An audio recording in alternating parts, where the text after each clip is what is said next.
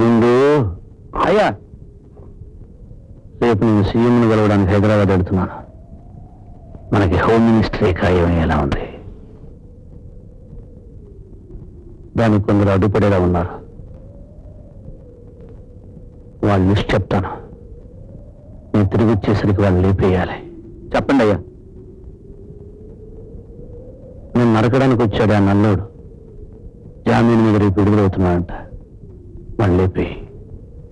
వాడికి జామీన్ ఇచ్చాడు సిఈ గారు. అదే అసత్యం. వాడిని కూడా లేపేయి. తర్వాత అదేరా గాయత్రి, దాన్ని కూడా లేపేయి. గాయత్రి గారినండి? అవును. అయ్యా, అమ్మని చంపడం పాపం కదండి. నేను చంపమన్నది నీ అమ్మను కాదురా, నా పెళ్ళాన్ని. దేనికో పుట్టిన వాడిని కాపాడుకోవడం కోసం నా బ్రతుకు కేసులు పెట్టడానికి సిద్ధపడింది. నల్లిని చూసి భయపడే దానికి అంత పొగరుంటే మనిషిని నల్లిలో నడిపేసి నాకింకెంత ఉండాలి. లేపే.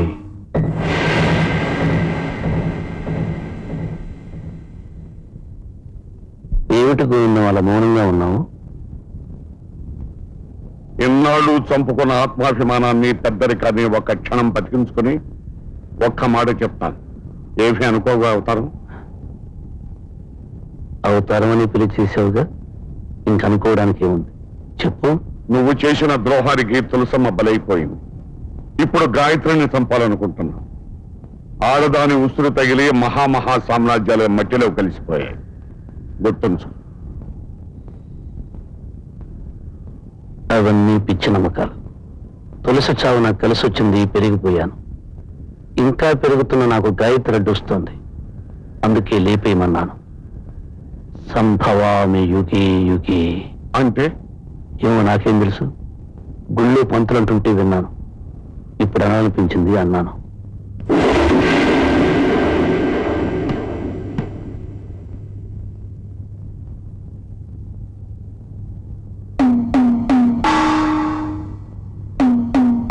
ఏంటి అలా చూస్తున్నారు?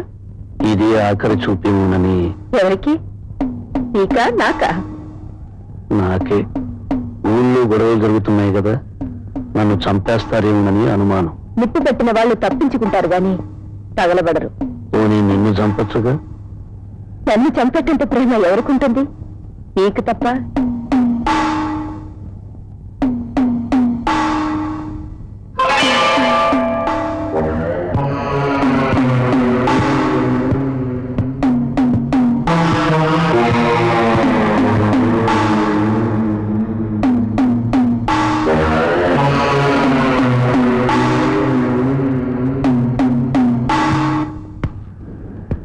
అయ్యా, తమరి మనసు మార్చుకున్నారా? అమ్మని చంపకుండా వదిలేయమంటారా? తప్పురా. పెద్ద మనుషులు మాట తప్పకూడదురా. చంపే. దాని శవంతో నా ఇమేజ్ పెరగాలి. మత కలహాల్లో భార్యను పోగొట్టుకున్న త్యాగశీలి అని జనం నన్ను పొగడాలి. శవాలతో ఇమేజ్ పెంచుకోవడమే కదరా నేటి రాజకీయం. అన్నట్టు ఇంకో విషయం, అందరినీ చంపినట్టు చిత్రవద చేసి చంపకం.